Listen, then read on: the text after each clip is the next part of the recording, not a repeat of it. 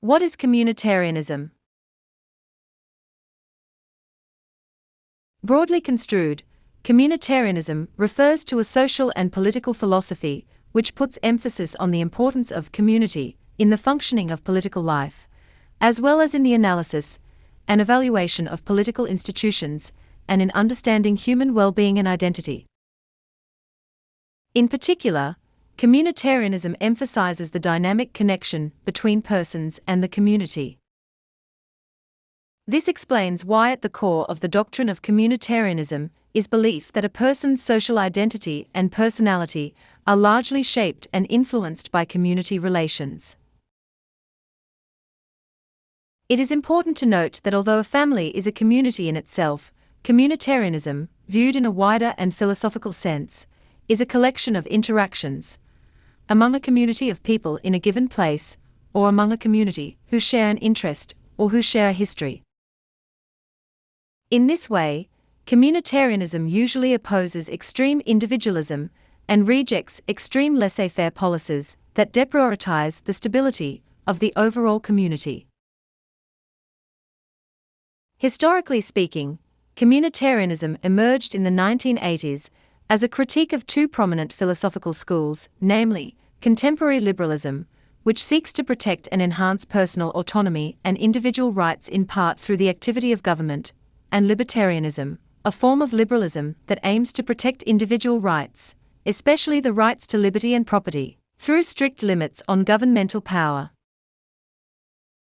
However, the term communitarianism was coined in 1841 by John Goodwin Barmby, a leader of the British Chartist movement, who used it in referring to utopian socialists and other idealists who experimented with communal styles of life. But then again, it was not until the 1980s that the term communitarianism gained currency through association with the work of a small group of political philosophers. Their application of the label communitarian was controversial, even among communitarians, because, in the West, the term evokes associations with the ideologies of socialism and collectivism. So, public leaders, and some of the academics who champion this school of thought, usually avoid the term communitarian, while still advocating and advancing the ideas of communitarianism.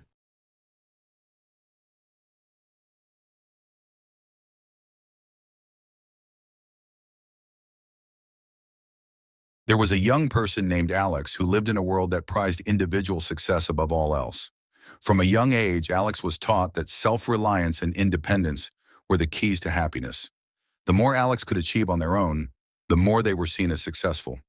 So Alex spent years working hard, striving to become the best version of themselves through sheer willpower, without relying on anyone else. However, as the years went on, Alex began to feel something was missing. Despite all their accomplishments, something felt hollow. They achieved their goals, but they didn't feel truly fulfilled. One day, Alex met a wise elder named Taylor, who saw the struggle in Alex's eyes. Taylor said, "You are searching for yourself, but you will never truly know who you are until you understand your place within the community." Alex was puzzled. "But I've worked so hard on my own," they said. "I've become who I am by relying on myself, not anyone else." Taylor smiled and, curious but skeptical, Alex began spending more time with others, helping people, learning from their experiences, and contributing to the community. The more Alex connected with others, the more they felt themselves growing, not just as an individual, but as part of something greater.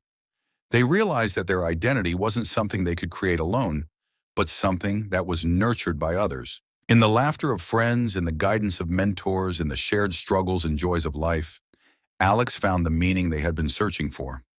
Slowly, Alex understood that the true path to self-realization didn't lie in solitude, but in belonging to others, to a community, to a shared purpose. And in this new way of living, Alex discovered a deeper, richer sense of fulfillment than they ever had before. In a village nestled between the mountains of Mindanao, there was a young woman named Lila. The village was home to the Lumad, a group of indigenous people whose culture and traditions had been passed down for generations. The community was tight-knit, and their lives were guided by shared values, beliefs, and a deep respect for nature. Lila had always been a curious and intelligent girl. From a young age, she excelled in her studies, particularly in mathematics. Her elders and parents often praised her for her sharp mind, and they saw great potential in her.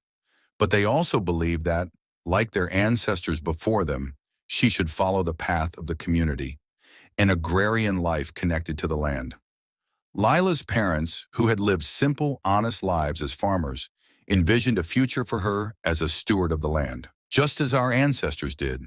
Her father would nod, his weathered hands strong from years of tilling the soil. But Lila had dreams of her own. She loved numbers and patterns. She dreamed of one day becoming an engineer, designing bridges, or helping build better infrastructure to connect the villages. Her heart raced at the thought of it. The problem, however, was that her community had always believed that life should be lived by the river, where everyone contributed to the well-being of the village in ways that were familiar and deeply ingrained in their tradition. One day when Lila was in high school, the village received the results of the National Career Assessment Examination, NCAE, a test that helped guide students toward their most suited professions based on their skills and aptitudes.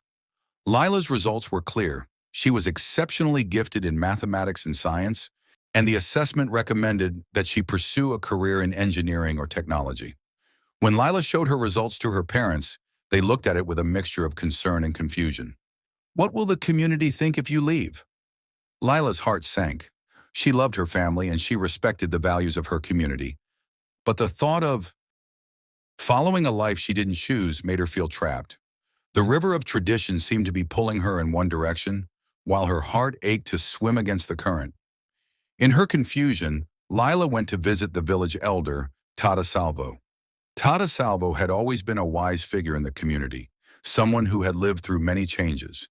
He was known for his long stories about the past and his deep understanding of the world.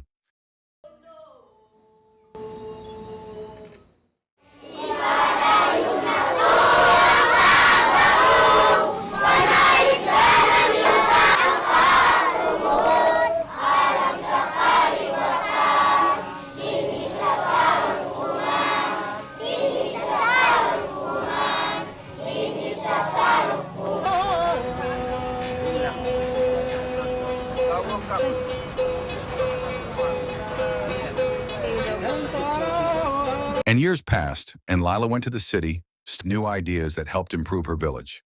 She designed water systems that brought fresh water to their fields and built bridges that connected the village to nearby communities. And so, like the river, Lila learned to navigate the currents of tradition and modernity, finding her way while still honoring the community that had shaped her. This story illustrates the tension between individual desires and community expectations. A theme drawn from the ideas of communitarian reflects the challenge of balancing personal freedom and societal guidance while navigating life's changing currents.